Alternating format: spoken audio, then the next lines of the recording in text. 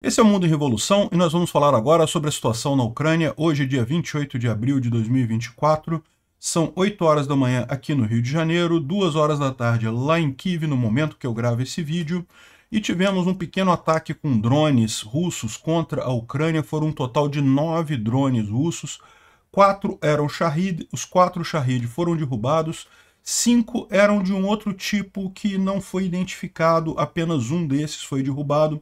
Os outros, infelizmente, atingiram Mykolaiv, aqui a região próxima a Kherson, e causaram algum dano aqui, né? Os ucranianos fizeram ataques a Briansk, mas o que chamou mais atenção de ontem para hoje foram os ataques ucranianos com mísseis na Crimeia, né? Alguns dias atrás, os ucranianos tinham destruído uma grande base de defesa antiaérea russa aqui em Jankoy. Dessa vez eles visaram um outro site que também é muito usado pela defesa russa, defesa aérea russa, aqui esse cabo aqui na região de Chornomorsk, né? Essa região aqui da Crimeia.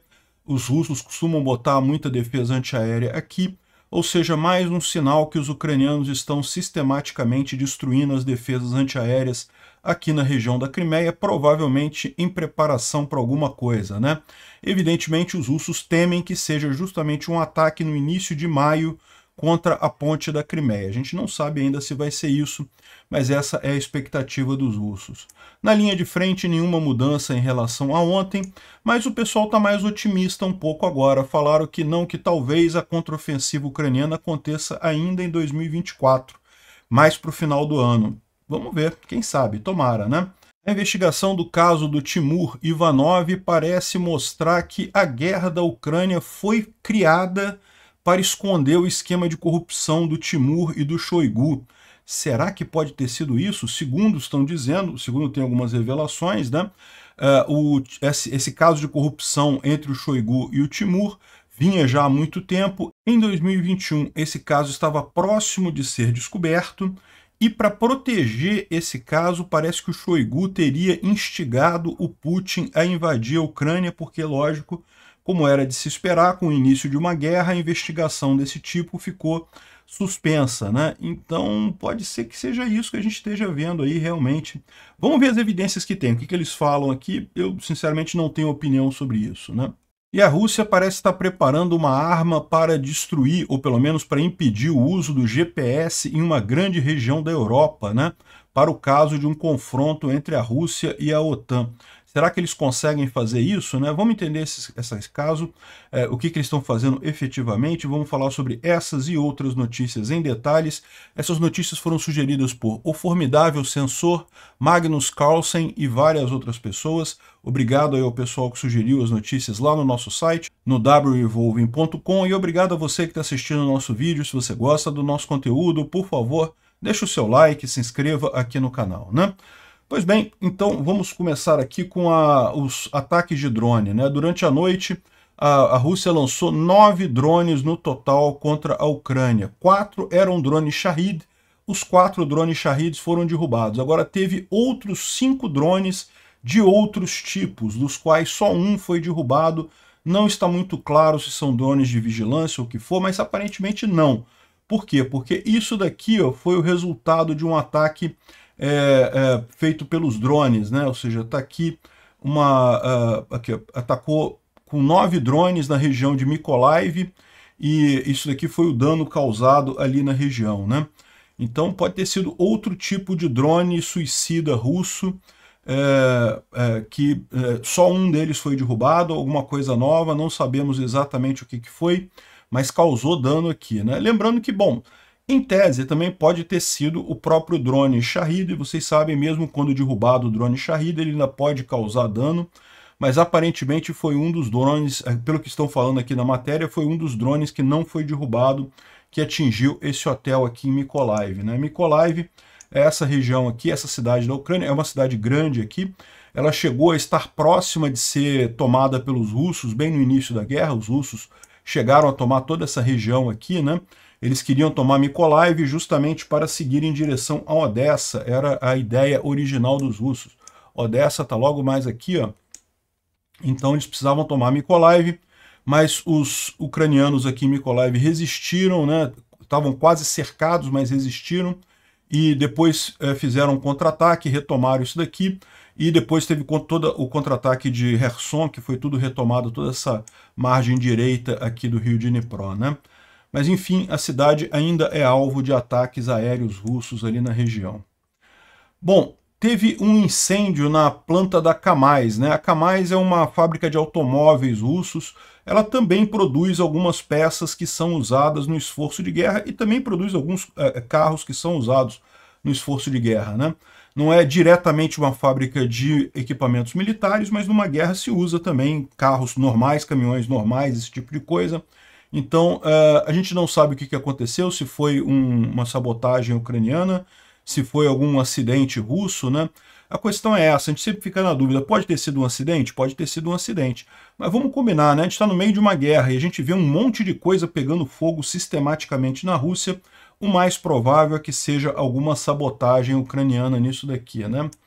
Então, segundo estão dizendo, o que pegou fogo foi justamente a planta de montagem, né? Que é, digamos, a parte central aí de uma fábrica de automóveis. Pegou fogo na cidade de Naberezhny Chelny, no Tartastão. É bem longe aqui, é bem longe da Ucrânia, mas, de novo, se é sabotagem, não tem problema a distância, né?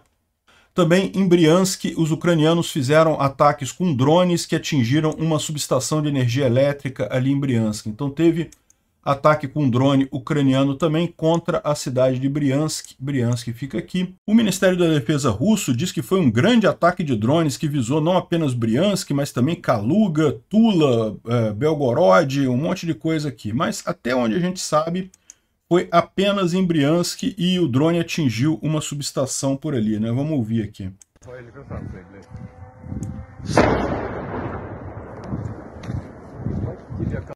Essa teria sido o som da explosão do drone atingindo ali a subestação, né? Bom, mas o grande ataque ucraniano não foi contra território russo, foi contra território ucraniano ocupado pela Rússia, aqui temporariamente ocupado pela Rússia, na Crimeia. Então, mísseis ucranianos, provavelmente ATACMS, atingiram o cabo Tarrankut, que é esse cabo aqui onde tem a cidade de Chornomorsk.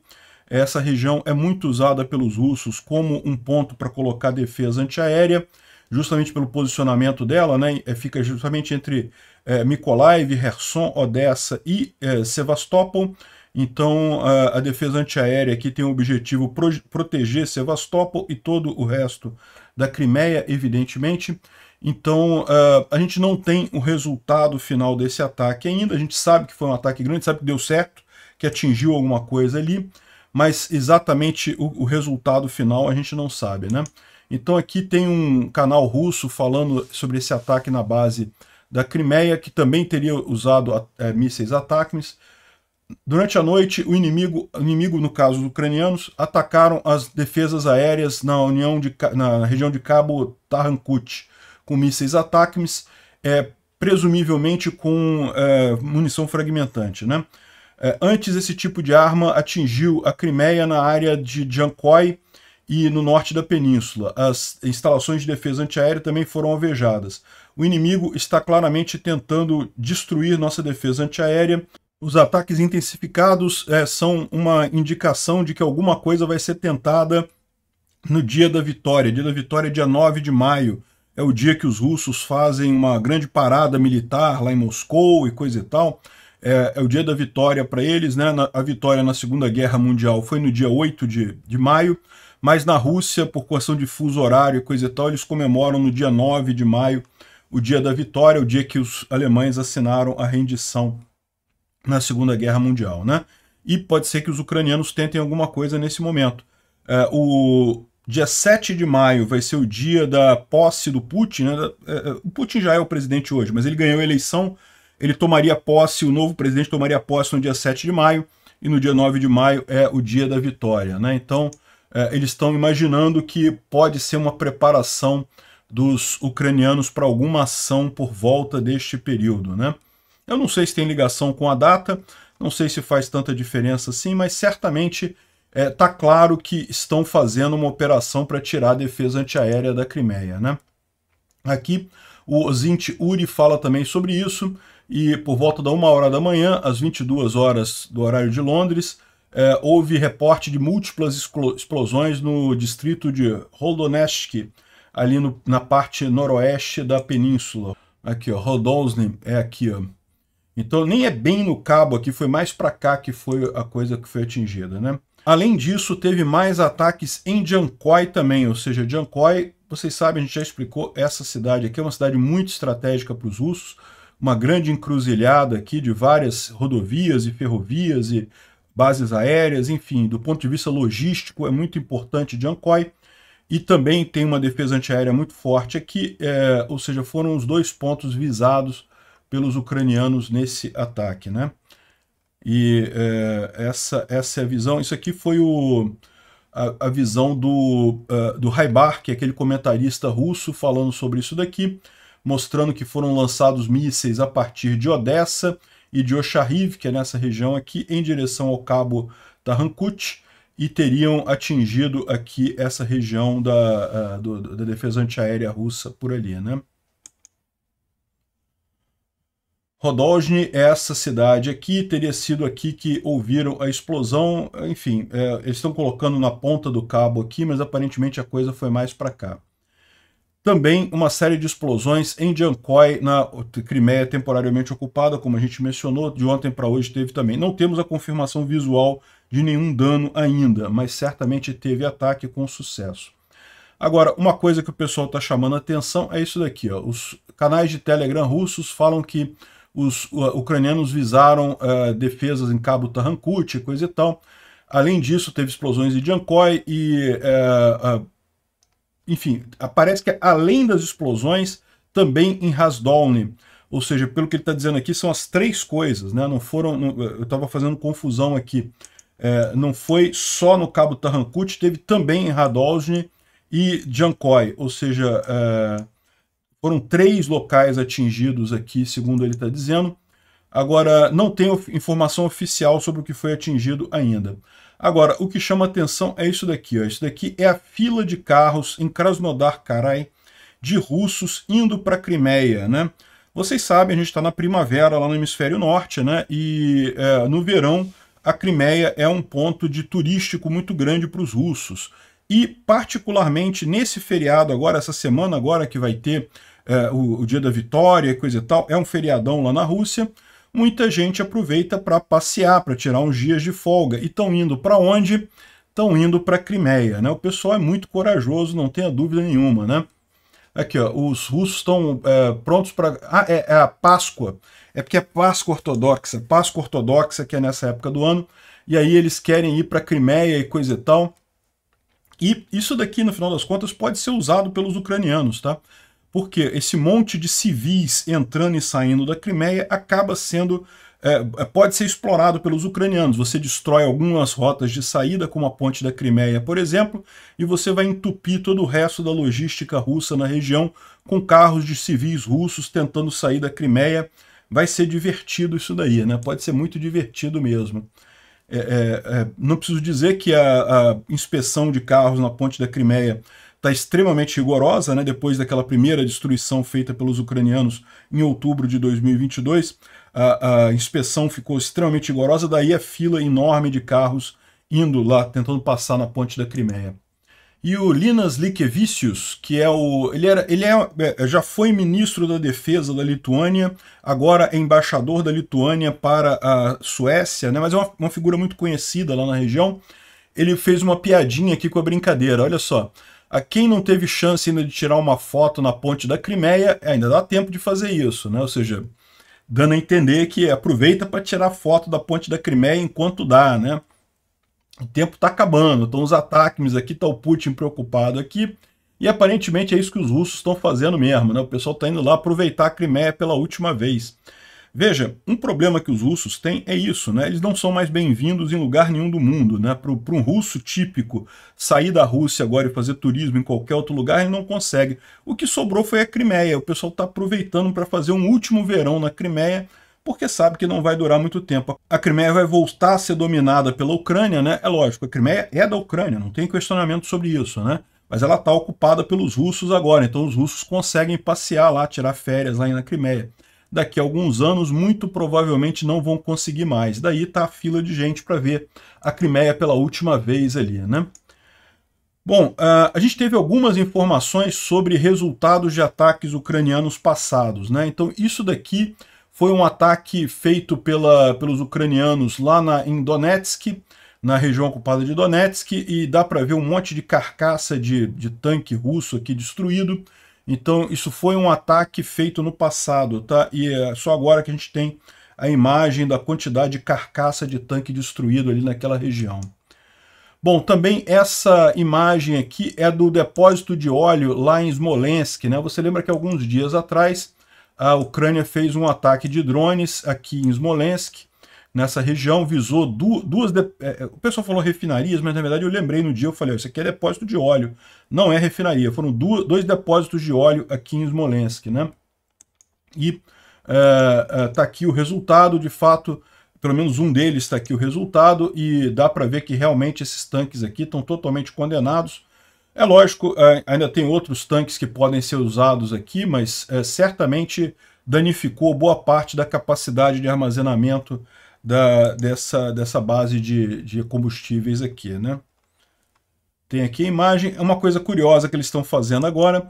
Eles estão construindo uma espécie de proteção contra drones em torno dos tanques. Olha que coisa, né? Estão criando aqui estão subindo isso aqui. Eu imagino que no topo eles vão botar uma rede ou alguma coisa, né, para proteger o tanque de drones, né? É natural que eles façam alguma coisa desse tipo, mas no final das contas sempre vai ter um jeito de contornar esse tipo de coisa, talvez lançar uma munição de impacto para explodir isso daí, depois ir com o drone. Enfim, sempre se dá um jeito de consertar. É sempre uma corrida de gato e rato, né? Bom, agora a refinaria em Krasnodar, que foi atingida ontem pelos ucranianos, parou parcialmente a produção, né? Então, como eu falei, aqui em Smolensk não foram refinarias, foram depósitos de óleo. Mas aqui em Krasnodar, no ataque de ontem, foram refinarias mesmo, né? Foi uma aqui em Ilia e outra aqui em Slaviansk, em Kubani, né? Então, uma aqui, desculpa, Ilsk, nessa região aqui, e Slaviansk em Kubani. Foram as duas refinarias que foram atingidas ontem. Uma delas parou a produção de fato depois desse ataque de drones, né? Bom, está circulando uma mensagem entre contas ucranianas dizendo que os ucranianos tiraram os Abrams, os tanques americanos, da linha de frente porque eles seriam muito sensíveis para drones russos. Então, para evitar perder o Abrams, né, a Ucrânia tem 31 Abrams só, é um número pequeno, e a Ucrânia não quer perder esses tanques para drones, tirou da linha de frente. E aí muita gente está falando assim, tá vendo? O tanque americano não serve para nada, né? Se você não pode deixar um tanque na linha de frente, ele não serve para nada e coisa e tal, né? Então é isso daqui que, olha só, o pessoal está fazendo aqui, ó. Abrams. Os tanques fizeram um grande trabalho no campo de batalha e definitivamente não estão se escondendo do inimigo, né? Ou seja, aqui ele já está respondendo essa mensagem que circulou ontem, dizendo que eles esconderam Abrams por causa de drones, e nós definitivamente não estamos escondendo eles do inimigo, que na verdade são os Abrams que fazem o inimigo se esconderem por si só, né? E mais do que isso, deixar nossa infantaria sem a proteção de apoio de fogo, né? Sim, para qual propósito eles estão sendo transferidos pelas Forças Armadas da Ucrânia não é algo que nós vamos comentar publicamente, né? Nós pedimos apenas que vocês confiem na gente e verifiquem as informações antes de publicar material. Contate o serviço de imprensa oficial para comentários. Então, essa foi a situação. Alguém comentou que estavam tirando os Abrams da linha de frente e achou que é para proteger os Abrams por causa de drones e coisa e tal, mas não, o exército ucraniano está tirando eles sem dizer por que estão fazendo com eles, né? Tem alguma coisa estratégica nisso daí. Agora, o David D fala de uma outra forma aqui, ó. É lógico, em posição defensiva não faz sentido ter tanques na linha de frente, né? Porque o tanque ele é essencialmente uma arma ofensiva, ele serve justamente para fazer o breakthrough, para você conseguir passar pela linha de frente inimiga e abrir essa linha de frente e aí conseguir fazer um ataque, né? O tanque é justamente a ponta de lança de uma ofensiva ou de uma contraofensiva. Agora, se você está na defesa, e a Ucrânia nesse momento está na defesa, ela está visando justamente defender as posições dela, não faz sentido você ter um tanque, ainda mais um Abrams, que é um dos melhores tanques que eles têm ali, na linha de frente, né? Eu estou vendo pessoas chorando, dizendo que os tanques Abrams M1 e outros foram tirados da frente. Gente, é lógico, eles já deviam ter sido tirados há um tempo atrás. Nesse momento, a Ucrânia não está fazendo manobras de ataque, né? Se eles não estão atacando, os tanques não têm vantagem nenhuma. Se você deixar na linha de frente, ele é um alvo que pode ser atingido pelos russos e não ajuda em nada na defesa. Não existe razão para eles estarem na linha de frente, melhor deixar eles na defesa para um contra-ataque, ou então, quando for necessário, fechar algum buraco na linha defensiva, né? Enfim, isso aqui é um tanque Abrams no Iêmen, não tem nada a ver com nada, só botou para ilustrar aqui, né? Ou seja, o fato dos ucranianos estarem tirando os tanques Abrams da linha de frente não tem a ver com fragilidade do tanque ou com não ter funcionado, nada disso. É porque a situação atual, realmente, os ucranianos estão deliberadamente já há alguns meses em modo defensivo, né?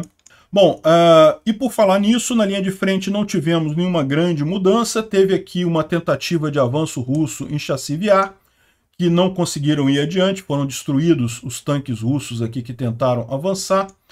A Astra Intel traz aqui as últimas coisas na linha de frente, né? As forças russas fizeram progresso na região de Ocheretny.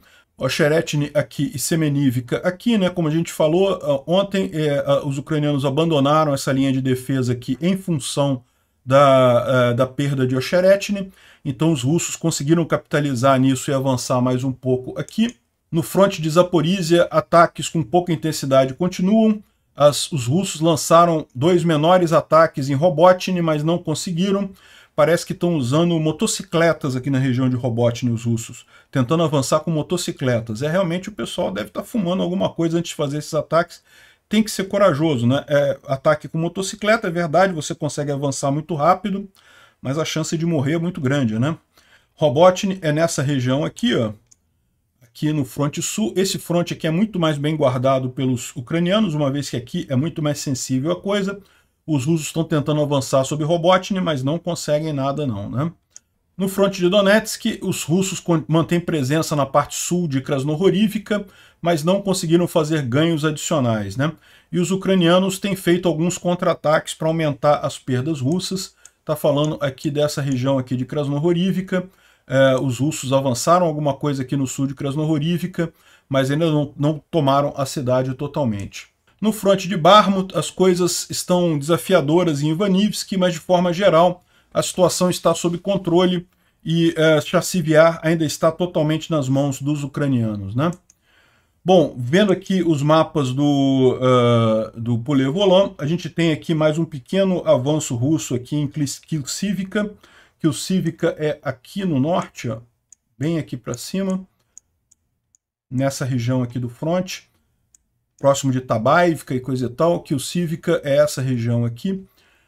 Os russos parece que avançaram mais um pouquinho por aqui. Aqui, como eu falei, Berdych e Semenivka estão perdidas, ou seja, esse avanço russo em Ocheretny acabou comprometendo essa linha defensiva ucraniana. Os ucranianos vão ter que recuar, muito provavelmente para esse outro rio aqui. Não se sabe se vai ter alguma outra linha defensiva aqui no meio do caminho que eles consigam preparar a tempo, né? Mas a expectativa ucraniana era manter a coisa nessa linha, mas infelizmente esse erro aqui custou essa linha defensiva, vão ter que chegar mais para trás um pouco, né? Aqui está dizendo, olha só, uma área de 4,6 quilômetros no total, né? Uma coisa que chama atenção aqui é justamente uma grande quantidade de tropas russas chegando aqui na região de Avdiivka, né? Aqui está Avdiivka, essa região aqui de Pervomaisk, ou seja, os russos botaram um monte de tropas aqui, é sinal de que eles vão tentar mais uma grande ofensiva, né? Aquilo que a gente mencionou, os russos vão com tudo agora nas próximas semanas para tentar avançar o máximo antes da ajuda ocidental chegar efetivamente na linha de frente, né? Mas, embora eles possam conseguir avançar mais alguma coisa, é muito importante manter a perspectiva, né? A Astra Intel, ela coloca esse quadro aqui com a visão do domínio russo aqui na região até 2022, não estamos falando nem em 2023, tá? Final de 2022, depois das ofensivas de Kharkiv e ofensivas de Kherson. Essa daqui era a linha de frente, então. Se você comparar com isso daqui é a linha de frente atualmente, né? Ou seja, teve realmente muito pouca diferença que você consegue ver, né? Toda aquela área perdida de Avdiivka e coisa e tal, aqui, ó, é uma bolinha aqui nesse meio aqui, ó. É uma bolinha pequena aqui, ó. Aqui, isso daqui estava com os ucranianos, agora não está mais aqui, ó. Perdemos esse pedacinho aqui em cima entre o D e o O aqui. Isso aqui é Avdiivka. Todo esse avanço que a gente tem falado aqui, não porque os russos estão avançando, tomando cidades todo dia, é isso, esse buraquinho aqui, nesse ponto aqui entre o D e o O de Donetsk ali, que eles de fato avançaram aqui nessa região. Repara como é que no final das contas a estratégia ucraniana está correta. Não é para desperdiçar recursos agora. Não adianta ficar tentando segurar a cidadezinha pequena naquela região, porque isso não vai mudar de forma significativa a guerra, né? Muito melhor poupar os recursos agora para quando tiver efetivamente condições de fazer um ataque significativo. Quando que vai ser isso é que é a grande questão, né? Bom, e outra coisa que chama atenção nas últimas horas, né, houve uma destruição de 143 sistemas de artilharia russo nos últimos 4 dias. Né? A gente tem apontado aqui um grande número de soldados russos destruídos, né? 1.124 ontem, 950 anteontem, 1.040 2 dias atrás, 880 3 dias atrás, ou seja, realmente muitos soldados russos sendo destruídos. De novo, é a Rússia querendo aproveitar esses últimos momentos em que a Ucrânia não tem munição suficiente, não está preparado o suficiente, e aí matando um monte de russo no processo, né? Mas o que chama atenção, se você pegar a questão da artilharia, a artilharia é esse item aqui, ó, mais 38, mais 31, mais 28 e mais 43, ou seja, se você somar os últimos 4 dias, 143 sistemas de artilharia russos foram destruídos. A Rússia está perdendo um bocado de artilharia. Por que isso? Porque os ucranianos agora, com mísseis de alto alcance, conseguem destruir esses sistemas com muita facilidade, né? A falta de munição para os ucranianos na linha de frente já está diminuindo, porque agora que eles sabem que está chegando o suporte, o apoio americano, eles podem gastar o resto do estoque de munição que eles têm lá na Ucrânia, então isso também já ajuda alguma coisa nesse meio tempo, né? Bom, o Instituto para o Estudo da Guerra fala aqui sobre justamente essa força russa, essa última tentativa russa de avanço. As forças russas vão provavelmente tentar conseguir ganhos táticos nas próximas semanas, a gente já sabe disso, já explicamos isso daqui, e as forças ucranianas provavelmente serão capazes de impedir um avanço operacional significativo, mas no final das contas algum avanço tático vai haver, né? Alguma mudança ali no desenho vai acontecer, algumas cidades vão acabar caindo, mas não se espera nenhum objetivo estratégico ou mesmo operacional seja conseguido nessas próximas semanas. Aqui, ó, Ucrânia é provável que consiga estabilizar as linhas de frente nos próximos meses e talvez seja capaz de começar contraofensivas limitadas ainda em 2024, mais tarde em 2024 ou no início de 2025. Ou seja, já é um pouco mais otimista que o pessoal estava falando, né? Até um tempo atrás o pessoal estava mencionando que muito provavelmente o ano de 2024 vai ser puramente defensivo e de organização para a Ucrânia e ofensivas seriam só em 2025. Mas eles já estão falando aqui que talvez não seja bem assim, talvez já existam ações ofensivas este ano ainda mais adiante, né? Isso muita gente tem mencionado. Aí o pessoal está falando aqui justamente que, né, segundo o Instituto para o Estudo da Guerra, nas próximas semanas deve-se neutralizar os problemas materiais nas Forças Armadas da Ucrânia e talvez já se organizar para uma ofensiva mais para o final do ano. Vamos aguardar para ver o que acontece, né? Bom, uma coisa que está dando muito o que falar é o caso de corrupção do Timur Ivanov, esse rapaz aqui, que é um auxiliar direto do Shoigu, ministro da Defesa russo, e ele foi preso por corrupção e coisa e tal. A gente já falou sobre o caso dele, coisa e tal, só que saiu mais uma informação aqui, né? Como a gente falou no vídeo anterior sobre isso, é lógico que o cara faz corrupção, todo mundo faz corrupção na Rússia, o fato de terem visado ele é porque tem alguma briga interna de poder lá na Rússia, né? E essa briga interna de poder pode ser justamente o Putin contra o Shoigu, né? O caso anterior que a gente mencionou, o Prigozhin, que era o cozinheiro do Putin, era aliado do Putin, mas tentou um ataque contra o Gerasimov e o Shoigu, justamente porque estariam asfixiando o grupo Wagner, e parece que agora as evidências apontam para que isso realmente estava acontecendo. Então pode ser justamente uma vingança por esse ponto aqui. Mas agora saiu uma outra informação aqui, que é o seguinte. Primeiro eles estão contando exatamente o que era, né? O que acontecia, como é que era a corrupção que eles faziam. Segundo está dizendo aqui, a área que o Ivanov trabalhava era de construção, então fazia a parte de construção do exército russo, né? E aí como é que eles faziam isso? Eles contratavam uma empresa com uma licitação normal, então a empresa era contratada para construir um prédio, construir um batalhão, construir uma ponte, construir alguma coisa para o exército russo. E o que acontecia? Eles faziam esse processo, a empresa construía alguma coisa e tal, só que eles atrasavam sistematicamente o pagamento de forma que aguardavam chegar numa situação em que a obra estava 90% pronta, mas só estava 20% paga. E aí, neste momento, eles acusavam de irregularidade o processo de licitação e cancelavam a obra toda, cancelavam tudo, todo o contrato com a empresa que tinha ganho aquela obra, né? Não preciso dizer para vocês que o empresário que pegou a obra se ferrava nessa história, né? E aí, só que a gente está falando da Rússia, que é um país feito por mafiosos, então esses empresários que reclamavam, que tentavam entrar na justiça contra isso, acabavam ou sendo mortos, ou sendo ameaçados, ou sendo perseguidos, e no final das contas não conseguiam fazer nada, acabavam tomando prejuízo, né? E aí o que o Shoigu fazia logo em seguida? Ele tinha uma obra agora que estava 90% pronta, mas só 20% paga. Aí ele contratava uma empresa de forma emergencial, uma empresa amiga dele, para concluir a obra, né, dizendo que a obra estava só 20% pronta.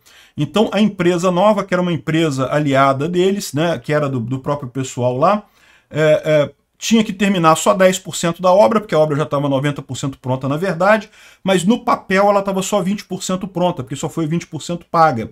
Então ele recebia ainda 80% do orçamento daquela obra para concluir só 10% da obra em si, né?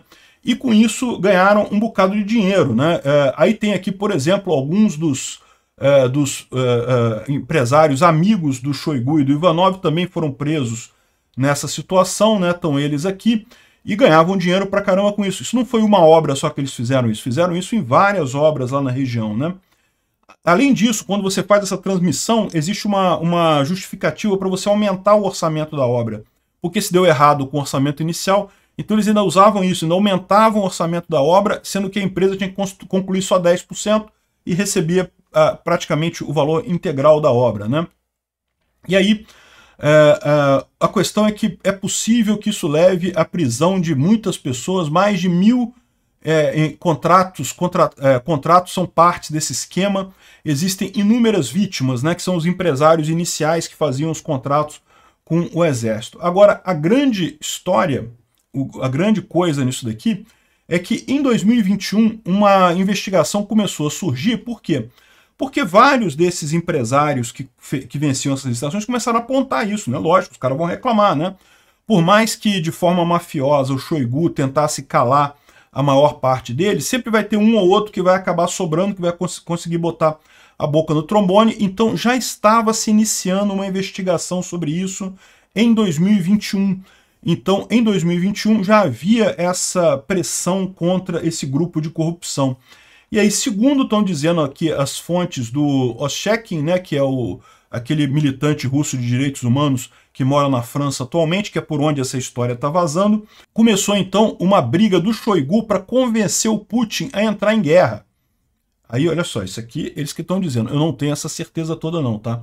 Estou botando para vocês as evidências aqui, cada um conclui o que vocês acham, se isso é factível ou não.